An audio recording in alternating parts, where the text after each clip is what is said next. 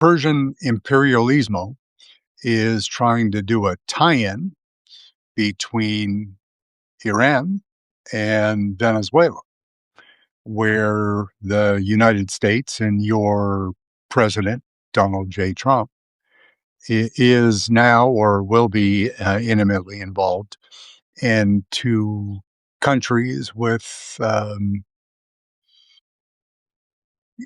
conservatively put very fractious political situations and a whole bunch of oil.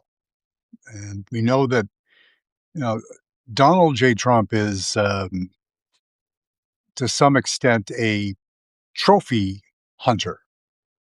Mm. He's uh, he's a man without humility.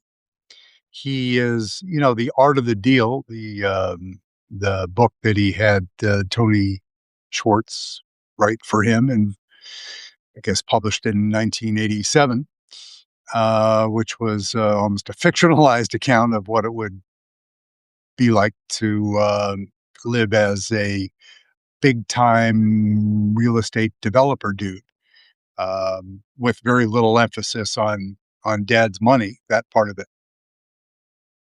Uh, what what Trump is or isn't doing with Iran right now is, of course, less important than the tremendous devastation and loss of life that's going on each and every day. The brave protesters that are trying to take their country back, and we can acknowledge their sacrifice as we have to fight to do the same thing here. But of course, it's not. There's no equivalence. There are estimates of, on the low side, to 2,500 killed. On the high side, I've seen estimates from reliable sources uh, saying that as many as 10,000 protesters may have been killed since the beginning of December, which is just it's almost too horrible to contemplate. You know, We not thoughts and prayers, which the overused version, but prayers of whatever kind you can offer to these brave young, many young, but it's across society, it's across the country. It's not just Tehran. It's in every part of the country. It's working class people. It's the elites.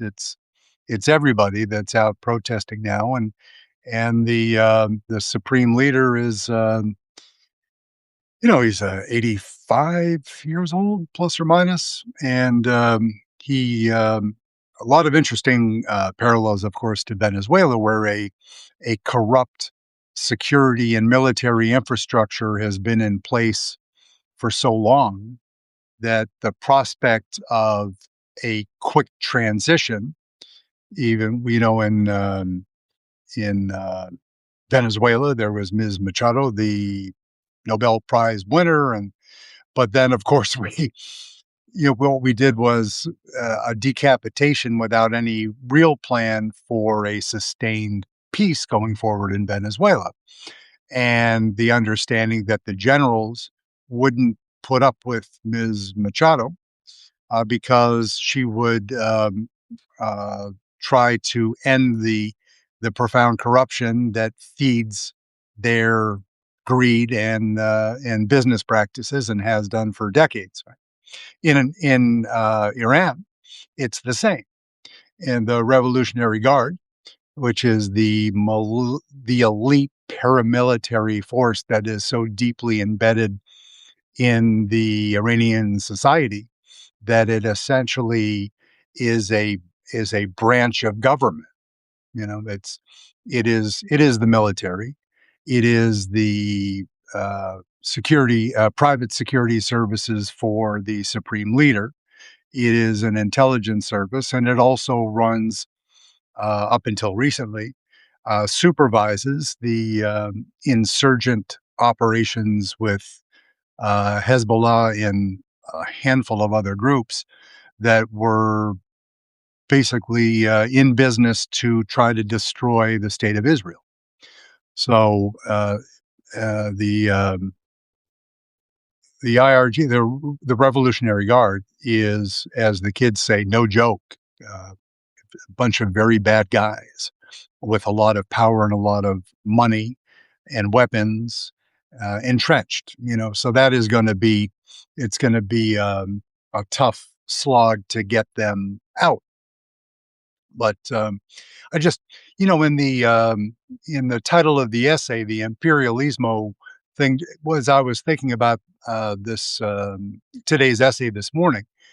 You think about all the ways that the U.S. government has FAFO'd, or whatever you want to say, in South America in the last century, in Chile, in Argentina, in, well, everywhere, Uruguay, Paraguay, Brazil, everywhere, um, Bolivia, and messed around and caused a lot of ruckus in the hopes of maintaining U.S. aligned governments in power. So the motivation at that point in the last century, of course, was to keep uh, Russia, the USSR, out of our hemisphere. The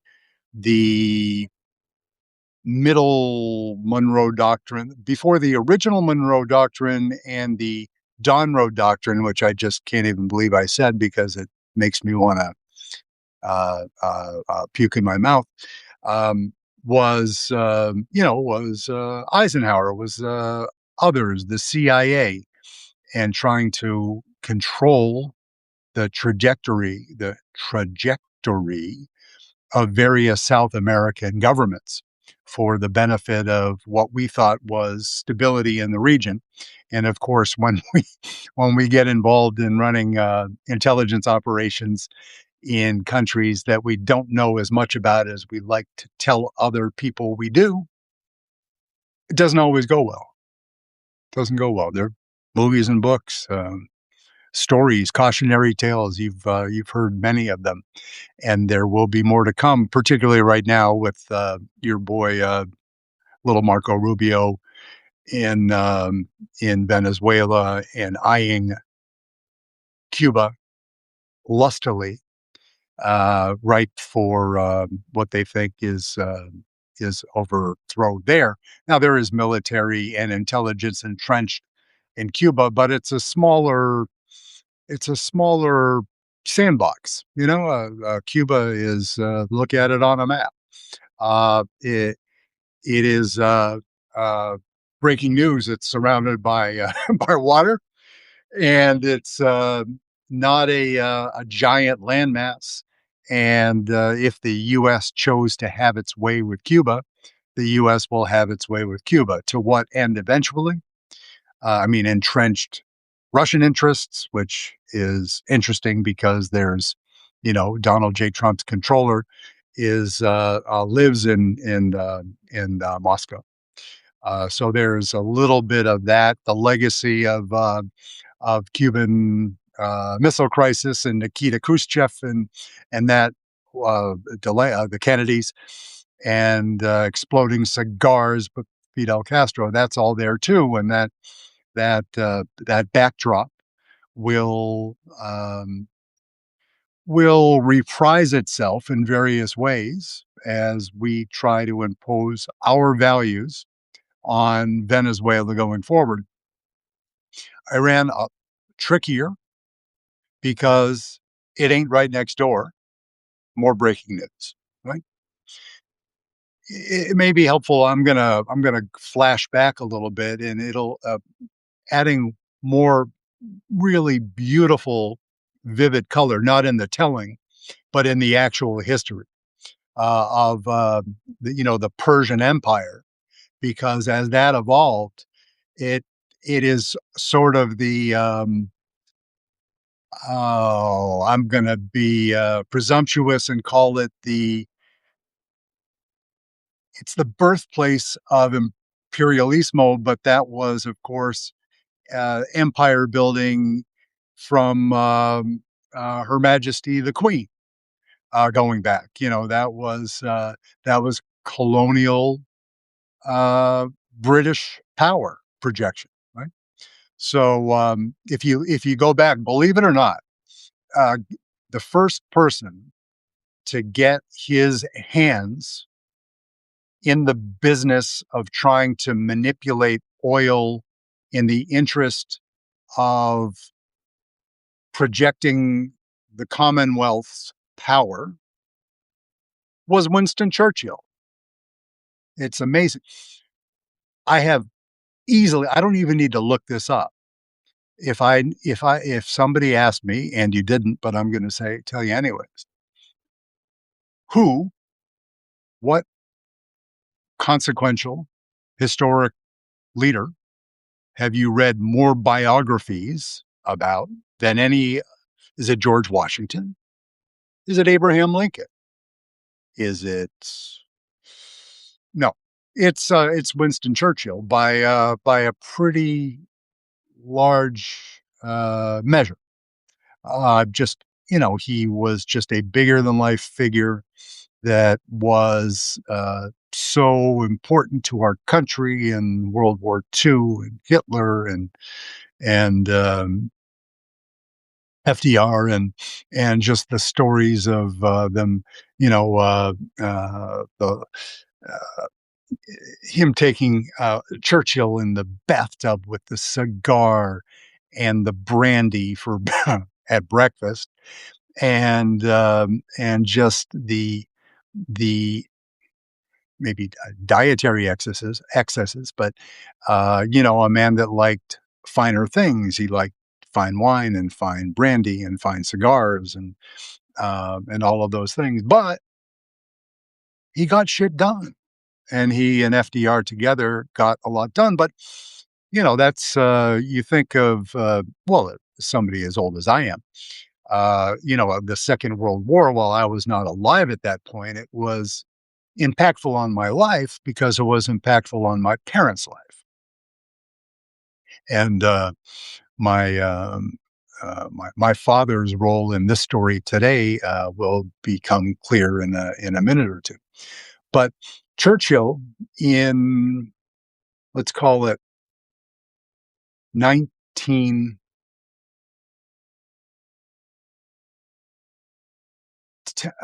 before the First World War, before the First World War.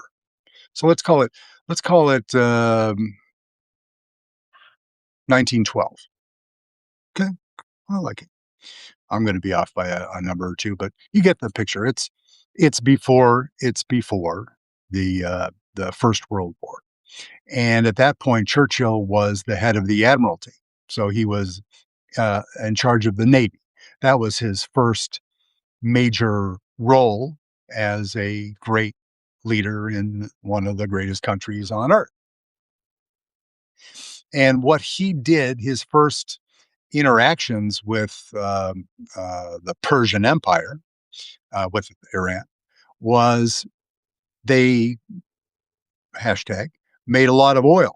They, obviously the oil industry at that point, industrial revolution and all that, but the country that was ahead of the U.S. or parity with the U.S.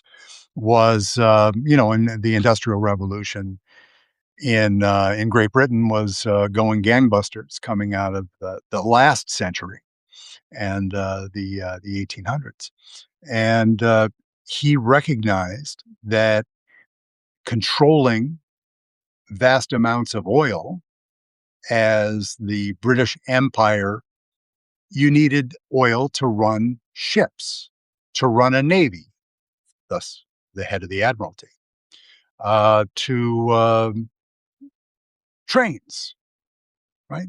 Just all sorts of everything to do with the Industrial Revolution. And so Churchill, excuse me, inserted himself into Iran, right, and made deals to make sure that and this was crucial as we wheeled into the Second World War, to have those sort of uh, existing agreements and railway lines, tracks laid down, and all to move the oil around. So Churchill was ahead of his time, even as a very young man. He was so we move a little bit further forward. The Shah of Iran, the I'll say the the the elder and the younger, right? So the first Shah, I think, probably took power. That's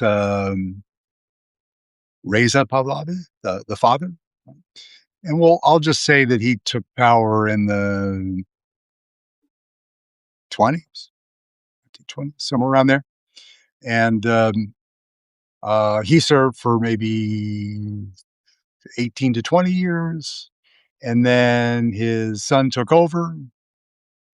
The really consequential time for the first before the revolution, and what you remember from the history books or from watching it live on television like I did, the hostage crisis. But the 50s were very important, right? So the prime minister started to move towards nationalizing the oil company, and that's interesting, parallel to Venezuela when it was nationalized and they kicked after all the American companies were down there and did the development on the infrastructure originally, and then Hugo Chavez kicked their ass out and said thanks, but you're outie, and Chevron will keep you around to do the dirty work, but otherwise the rest of you kick it, or however you say kick it in in Spanish. Um, yeah, so there was that, and there was a coup, and the first coup was unsuccessful. But then, right on the heels of the first coup, the second coup was more effective, and I guess that resolved in 1953, the second half of that. And the added delightful part, which connects to our misadventures in South America, is the two organizations that were teaming up to manage this whole coup process and make sure that we had the Shah in place by then, the son, right? In place. The gentleman who is the father of the young, not so young anymore, the the descendant who is living in D.C. and may be installed as the new leader of Iran in the coming weeks, if he kisses Trump's ass. You know how that disgusting process works. They'll take they'll do cultural purity tests on this guy to make sure that he's, going to lick the boots of Trump, and say repeatedly on air how they couldn't have done it. The same shit that Bibi Netanyahu has to say, and does it quite willingly, licking, we'll just say boots of Donald Trump, and debasing himself in order to lift up Donald Trump, even as Donald Trump pardons terrorists that fund other terrorists that kill, that that are responsible for killing many Jews because the terrorists sponsored and support Hamas. And Netanyahu says nothing about the pardon because he's afraid of what Trump will do, that Trump will have a hissy fit, will have his grievances, and that Benjamin Netanyahu, who I'm never going to doubt. I I don't respect him. I I don't know the gentleman. His brother is a hero of the state of Israel. He was the only man who died in Tepi, right? In the rescue of the hostages um, from Munich. So he was, I mean, a bona fide 900% hero, Benjamin Netanyahu's brother, right? I don't doubt that he loves Israel. I don't doubt that at one point he was singularly focused on what was best for the state of Israel. But then with the whole destruction of the court system and then prolonging the war to avoid prosecution for corruption, which resulted in the deaths of, uh, of Israeli soldiers and civilians, doing the same sort of shit that Donald Trump has done a little bit and would do in order to save his own ass, undoubtedly, and is doing it in other ways, just completely treasonous, horrible behavior, right? So but BB will connect back to Iran, of course, right? So yeah, so the I was going to say the key players in 1950, going back to 1951, setting up the first coup that failed, but not dissuaded, stayed with it, and went back in and were successful the second time to put the Shah back in power. This was a joint operation between MI6 and the CIA. You've heard of them before. And they're the same people that have been FAFOing in South America for my entire lifetime, at least, right? So, uh, this, the one gentleman who's, oh, what was I'll come up with it. Very interesting. Weird name like Myron or something. But yeah, CIA officers who stayed with, fomented, hired protesters to go out on the street, paid the press to write bad stories about the PM so they could depose him. Just all of the classic CIA bullshit that the U.S. is famous for. Just disrupting things, going in with briefcases full of money, paying off bad guys to get the worst guy, the whole deal. It's just it's magical. It's like a movie. Right? But what that does when it is disclosed, I mean, not that there aren't there are no secrets now with AI and all, but eventually things like that come out. And they did in the case of Iran, and it was determined that CIA, both CIA and MI6 were involved. It was suggested that we were doing it just for oil. You've probably heard that story before, and it's partially true. So you imperialists are involving yourselves in our country, in our politics, so you can exploit our natural resources. Wow, that that sounds absolutely fantastic for our country. Thank you so much for coming. Thanks for stopping by. This is great, right? But the Shah was, at that point, after being ousted, he hung out down in Italy for a little while. Well, ate well. He has money, right? And didn't live the hard life. He just wasn't able to live one of his many houses in Iran. So he comes back in '53, everything's great, the country's booming, and oil is flowing, and it's flowing, of course, to Great Britain, and to the U.S. when we need it.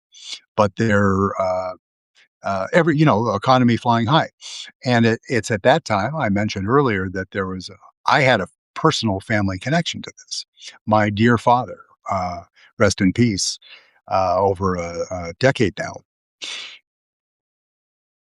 One of his greatest adventures in life was after he graduated from college. He went with a group of 3 other guys and rode around on horses, camels, donkeys, or otherwise, um, in the Middle East. But he spent time in Iran spent a week or so there, and just had a magnificent time.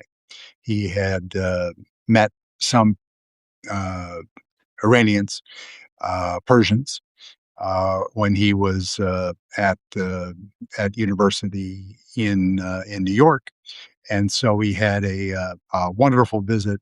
Had some pictures when I was young, some pictures in local garb that was pretty cool because that's very foreign from the Northeast, of the United States. So that's 50s. That's Eisenhower. That's the last truly great Republican president. That is a very special time in America, kind of post Korea. It's a time of hope. It's before we started to really mess things up in Southeast Asia. We were in there earlier than many people understood, in small ways, getting in there with the French and really starting to mess things up with with the CIA.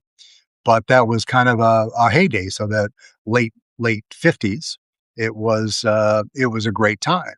But what we had done by involving ourselves with the CIA and MI6 is that we had sown the seeds of doubt, suspicion, and conspiracy theories that we were there to f with their oil and with their we we put the Shah back into place after he was deposed by the PM, who was a popular guy. So the people on the street, not the elites, they were happy because they had their money. It was safe. The Shah was there, and the Shah was a rich guy. It was kind of like DJT taking care of his the dopes, the tech bros, right? That like, oh, he's one of us. He's a billionaire, so everybody else can just get in line and wait their turn and f themselves, and we're going to do rich guy things, right? So that was kind of the vibe in Tehran at that point, right? And we go into for a long period of time, relative stability. There were little hiccups in Iran over the years. There are, a couple assassinations, this and that, and but the beginning of the Islamic, the Shia brand of Islam was, alive in the world, but that was always, that was uh, Iran still today has the largest Shia population anywhere in the world. So, and so that built over a long period of time. I was just talking my way out of the 50s, and then I joined the planet, and so we get all the way through the 60s and through the 70s. And what happens in 1979? Ayatollah Khomeini takes power, right? And the Shah ships, and the Ayatollah takes over, and all of a sudden we have the Islamic State. and it's strict. It was shocking, and that was at a time coming out of you know uh, a, a a decade of disruption, post Vietnam, political scandal in the U.S., Ford, post Nixon, Watergate, Jimmy Carter, and then the oil crisis, right? So people were lined up in their cars, waiting hours just to fill up the gas tank for uh, for a pretty high price. So it was a you know it was a it was a layup for Ronald Reagan to come in the '80 election.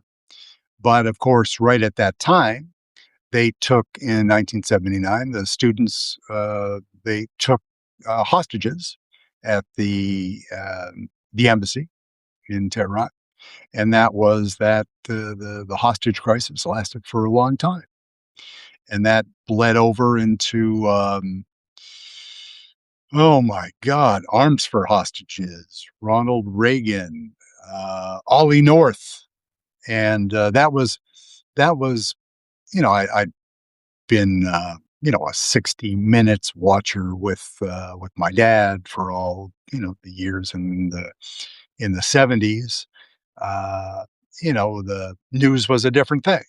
I remember i remember hanging out just by chance on the dock watching Walter Cronkite tie up his boat on a summer visit to Edgartown, Massachusetts, Martha's Vineyard, right?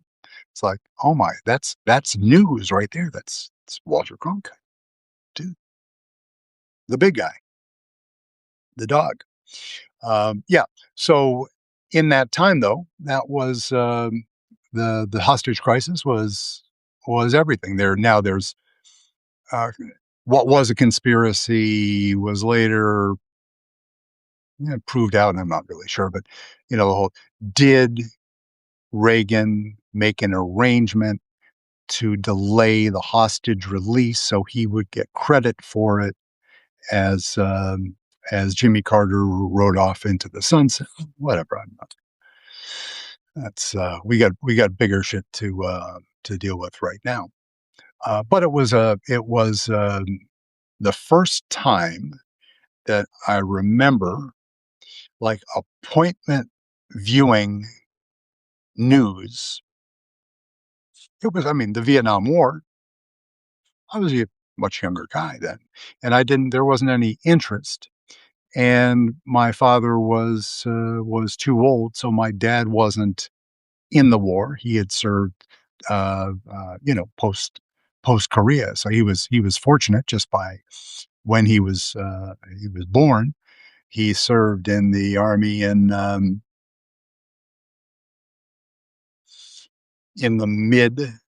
well, I guess just before, yeah, mid to late 57, 58, right? In Fort Knox, Kentucky. Yeah, so that was the just being born at the right time, just as I was. That I was not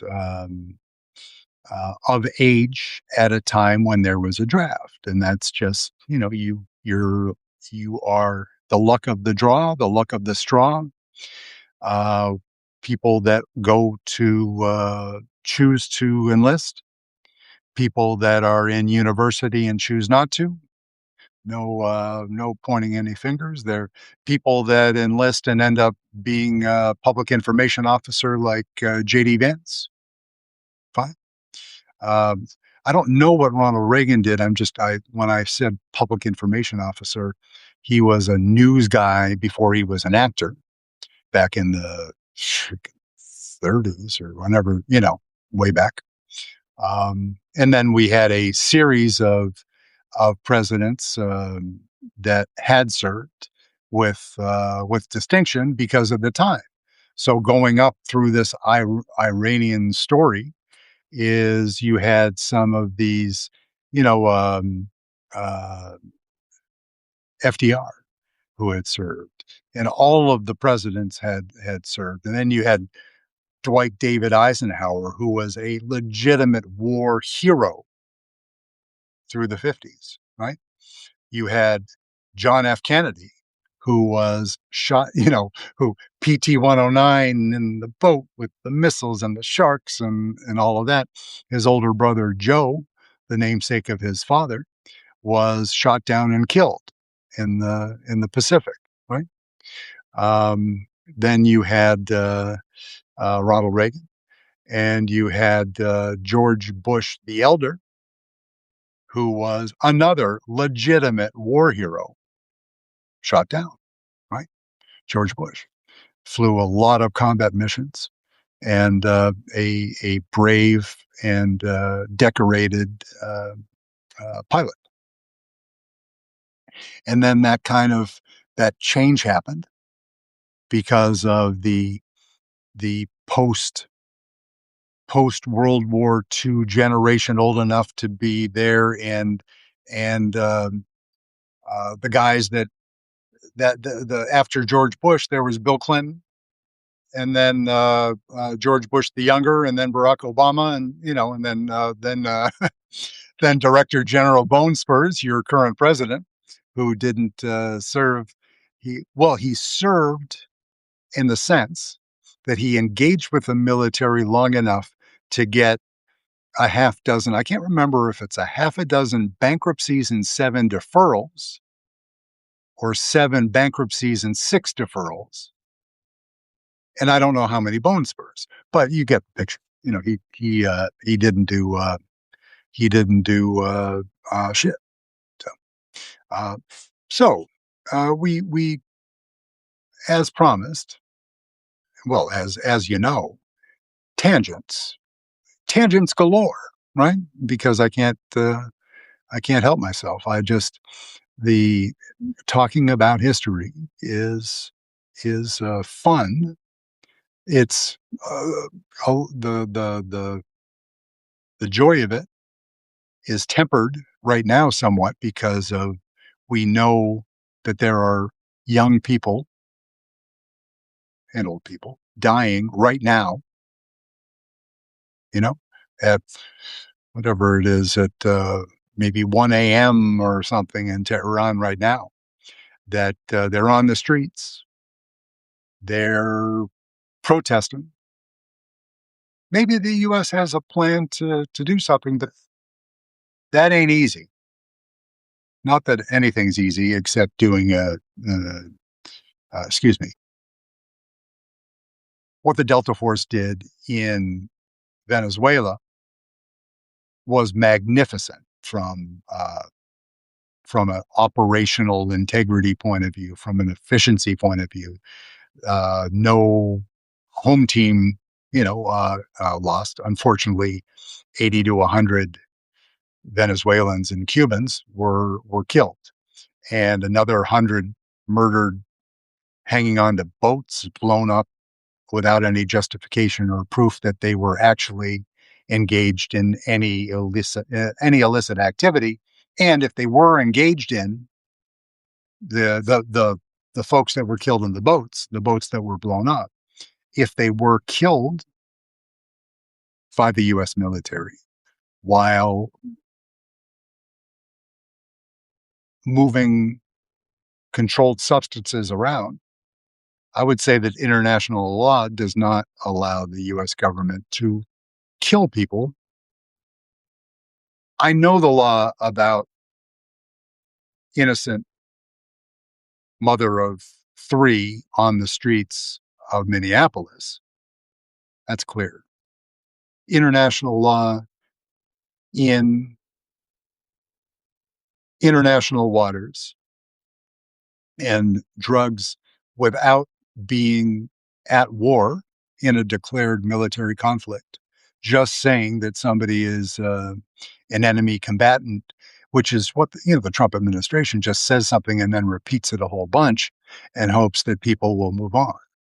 But hopefully from an ICC, an International Criminal Court, later, as I have postulated in earlier stories, that there are certain, well, that one particular court that is not beholden to the U.S. government or the Supreme Court, right?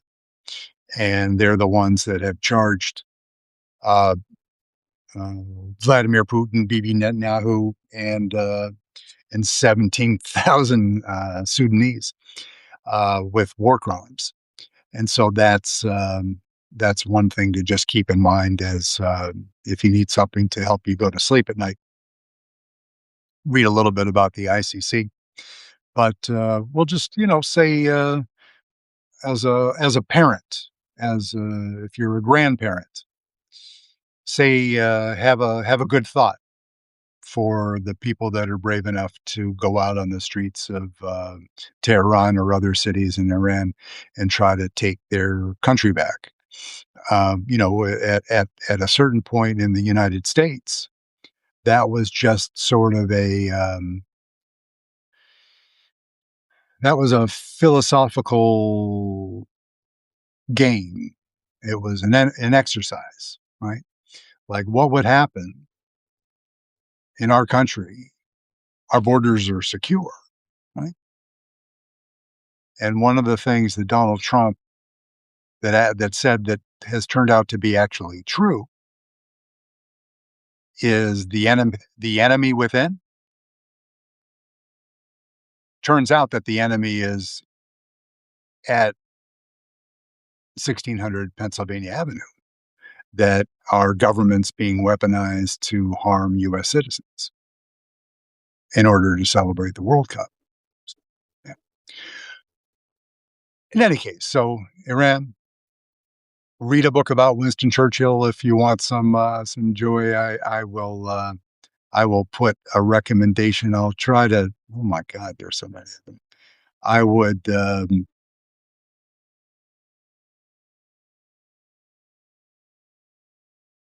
just blanking on the titles, but there's one with not a David McCullough, a William Manchester, any William Manchester book about the great man.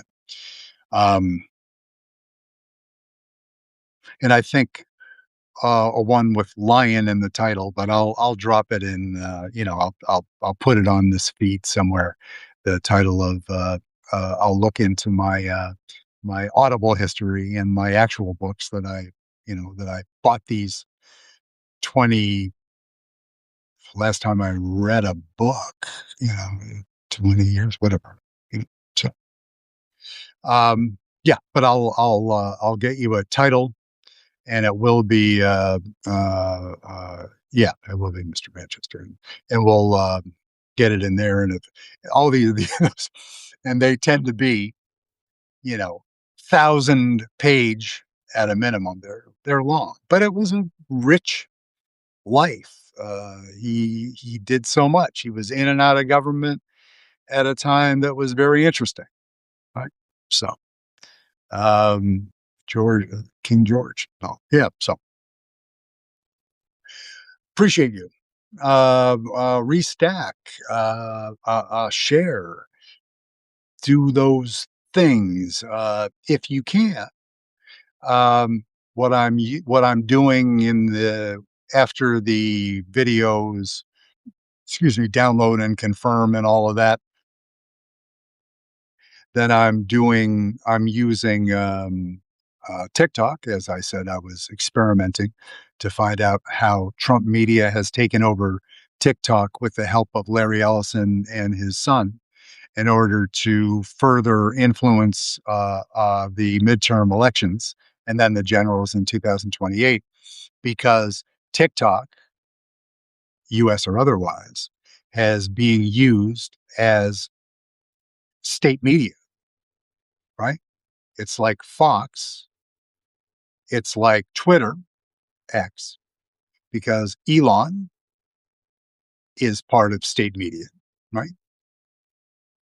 Cuckoo state media, but and now TikTok, the kids a lot of kids out. I'm just saying kids in general, because so many people are younger than I am too. But the TikTok experience, the platform, the things you can do. Not that I understand all of them, but I'm getting there, and I have some teachers uh, that you can do more with that perhaps than you can do with IG. Right? You can do more with that in a more creative way than you can with other, with IG, the reels, right?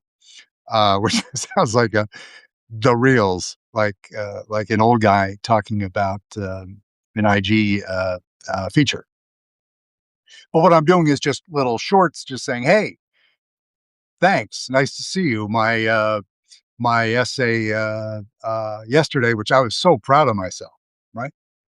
The title being "Blowjob in the Sun," which I thought, if not hilarious, it was pretty good, right? So when you're dealing with blowjob wind power in the sun solar, come on, give it up, right? Share it, share it one more time just for that creative title. Just do it, just for fun. Share it with somebody. Share it with one of your friends on the platform. And if you have to choose one of your friends, choose one of your friends that has a big following. Because then you're as the kids used to say, help a brother out, right? I mean, we're just all doing the same thing here. We're all doing what we can do. We're writing a little bit. I'm not writing anymore because well, I've seen what AI is doing. So I'm doing video essays. There, I will be talking to other human beings. I will be talking to other human beings about books. I'm way behind on my little Mason Grace Mondani companion piece. But young man's got 4 years in his first term, and he may be there for the rest of his life. I don't know, because as of right now, Mr. Zoran Mamdani is not eligible to run for president because he was born in Uganda. So he's going to be with us, God willing, or whoever is running this place. I'm I'm I am deeply concerned about Mr. Mamdani's safety with all of the wingnuts out there. Right? He's got he's got MAGA pissed at him. He's got Trump alternatively telling him he's the best thing ever and then picking on him. He's got Mayor Adams grievance filled Adams, who served with immense distinction as a police officer and leader in the police department, has now turned into a Trump level grievance addled prick, right? Mayor Adams. I thought he was going to be great. I thought when Adams came in, African American leader, former police officer and police, I don't know if he was the commissioner, senior police executive, knows the streets from Brownsville. Everything about him said, this is the guy that's going to be law and order candidate plus and be sensitive to the needs of diverse populations in Manhattan. Now, Mamdani is that. He's going to do that. He's not a cop. He's not a law enforcement lifer like Adams. And then Adams got into some trouble. We all make mistakes. I'm not vilifying Mr. Adams, who I've never had the pleasure of shaking his hand, vilifying him for having failings as a human. We all have failings, but he hitched his wagon to the Trump train and is just watching him on some program. He's still bitching about what Mamdani is undoing about whatever. Move on. Get a job as a well-paid consultant, and then you can go back and hang out with your friends in Turkey. I'm very concerned about Mr. Mamdani's safety because of they just dismantled. There was uh, a a Zionist group that borders on terrorism, the Zionist organization that reportedly, um, uh, Tish James has put the arm on the organization uh, in New York. Fair enough. You don't want terrorists of, you don't want Islamophobes, right? You don't you don't want that on either side of the fence. But of course, Mamdani, he's going to have uh, he's uh, uh, he's going to have haters on every single side and has, and he's going to have to weather that. In addition to running the most complicated city in, I mean, I don't want to try running uh, Delhi either, but it's freaking New York. It's our you know greatest city in the United States, at least. And imagine that job. I'm sure you surround yourself with the best people. You still got to do the job. So I am. If I prayed on a regular basis, I would be praying for Mr. Mamdani and his wife's health and safety, and may he govern in grace and in glory for as long as he cares to hold the job, even with the snipings of various NYU professors who are perhaps podcast pundits and other people calling him an anti-Semite for borderline, some unfortunate comments when he's freaking 34 years old. And if I think about some of the shit that came out of my mouth, all like yesterday, and I'm 2 times as old as he is. Um, you know, uh, it's on wax. He can't say that he didn't say it, but he can learn and he can evolve. He can meet with Jewish leaders that are not ultra Zionist terrorists and move on. He can meet with faith leaders and rabbis in the various communities and learn and move on. And he can meet with Bill freaking Ackman and other people that are sniping at him and move on because he has to. He he can't meet with everybody because it's a big city, but he can learn and move on. And even old people like the one you're engaging with right now, you learn and you move on. So we will uh, we will hope that the world community does something smart, doesn't make the situation worse, and helps to save the lives of as many protesters in Iran as possible and accelerate the transition to a government that is more befitting a proud country, the Persian Empire. If just the history that goes back before Christ. I mean, the it's really it's remarkable. Um, the Persian Empire and as the Persian Empire was bumping up against the Russian Empire and the last what the Russian Empire, what did they steal from Iran? It was the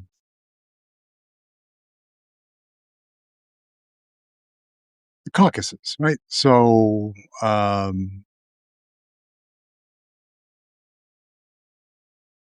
Armenia, Azerbaijan, he said doubtfully, Georgia, right?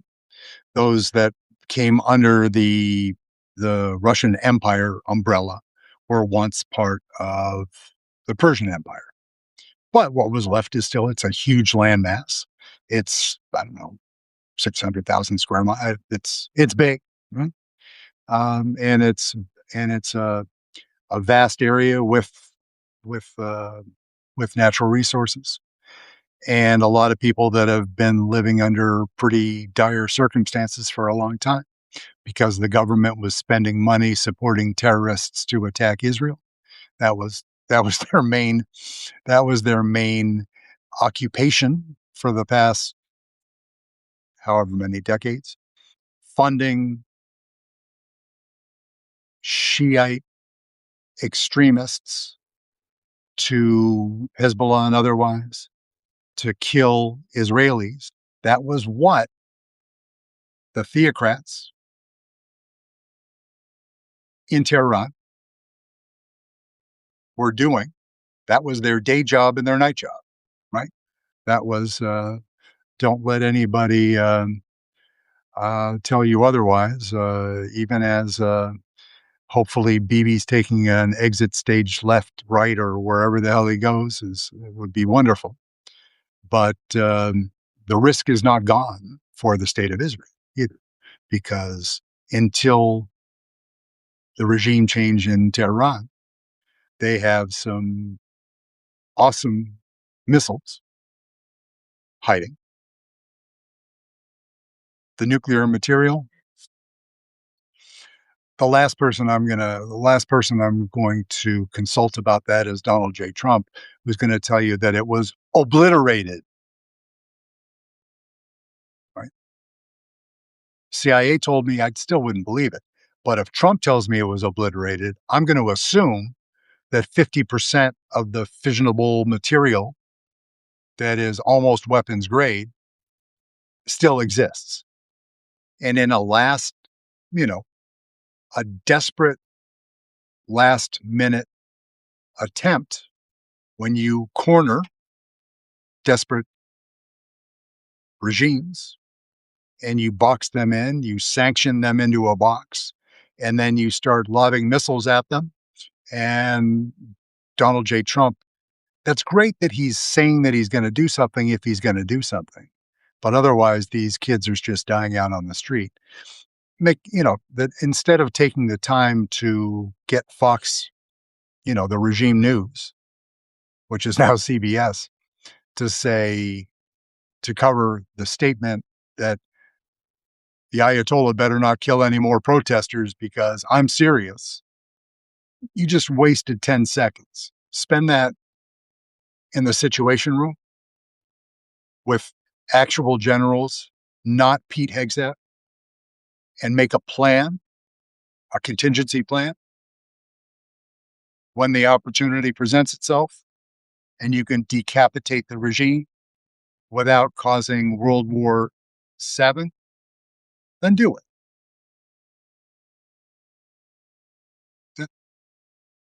The regime doesn't get any more freebies. They don't get any more. They don't get any grace. They've killed kids. They've killed students. Killed protesters. We've killed protesters. I'm not. No false equivalence, but they're doing it by the thousands. So hopefully it'll end. Wishing you all the best. The 15-minute